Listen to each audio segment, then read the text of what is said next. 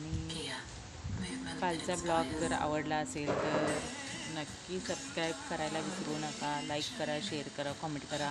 Video skip न करता पाहत राहा.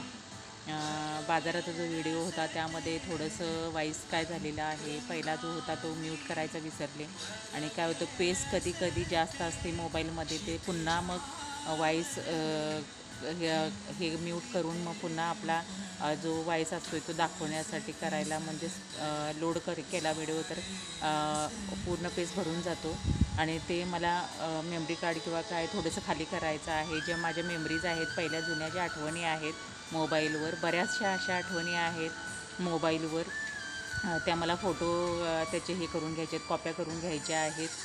मुलांच्या असू देत किंवा आमच्या कार्यक्रमाच्या घरातले कार्यक्रम वगैरे असतील त्याच्या कॉप्या करून घ्यायच्या आहेत. आणि ते थोडंसं रिकामं झालं किंवा मी फिरायला वगैरे गेलेले आहेत थोड्या, ते जरासं रिकामं झाल्यानंतर मला थोडीशी पेस ह्याच्यात आहे, तरी भरपूर पेस आहे ह्याच्यामध्ये, तर ते पण रिकामं करणार आहे मी.